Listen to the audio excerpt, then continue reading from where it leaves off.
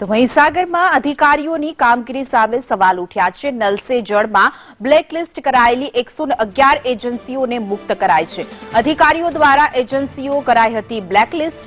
ગાંધીનગરથી બ્લેકલિસ્ટમાંથી મુક્ત કરવાનો આદેશ છે। ગેરરીતિના આક્ષેપ બાદ પણ કરાઈ છે બ્લેકલિસ્ટ।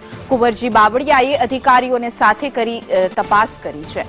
વધુ વિગતો સાથે અમારા સંવાદદાતા કૌશિક જોશી જોડાઈ ગયા છે। જી કૌશિક, જે 111 એજન્સી બ્લેકલિસ્ટ હતી તેમાંથી તેને મુક્ત કરાઈ છે, સમગ્ર વિગતો શું છે?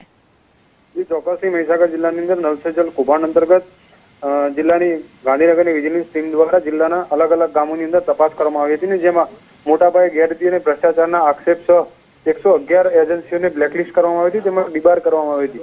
પરંતુ આ સમગ્ર બાબતે નલ સે જલની જે તપાસ હતી તેમાં પણ છળ થતું હોય તેવું દેખાતું હતું ને તેના કારણે જ રાજ્યના 3 મંત્રીઓ દ્વારા આ સમગ્ર બાબતનો જે કહી શકાય કે અહેવાલ મંગાવવામાં આવ્યો હતો ને ત્યારબાદ રાજ્યના 3 મંત્રીઓ દ્વારા આ સમગ્ર નલ સે જલ કૌભાંડને લઈને મહીસાગર જિલ્લાના અલગ અલગ ગામોની અંદર નિરીક્ષણ કરવામાં આવ્યું હતું, જેમાં પાણી સમિતિ તેમજ સરપંચો સાથે રૂબરૂ ચર્ચા કરવામાં આવી હતી ને તેમાં સ્પષ્ટપણે જાણવા મળ્યું હતું કે જિલ્લાના જે 700 થી વધુ ગામોમાં નલ સે જલ યોજના કાર્યરત કરવામાં આવી છે, તેમાં 400 થી વધુ ગામોની અંદર પાણી પુરવઠો ચાલુ હોવા છતાં પણ એજન્સીઓને બ્લેકલિસ્ટ કરવામાં આવી છે ને તેમની સાથે કાર્યવાહી કરવામાં આવી છે। આ સમગ્ર બાબતનો રિપોર્ટ જ્યારે મંત્રીઓ દ્વારા કરવામાં આવ્યો ત્યારબાદ 2 દિવસ અગાઉ મુખ્ય ઇજનેર દ્વારા હાલ આજે તમામ એજન્સીઓથી તેને જે બ્લેકલિસ્ટ અને ડિબાર કરવામાં આવી હતી તેમાંથી મુક્ત કરવામાં આવી છે।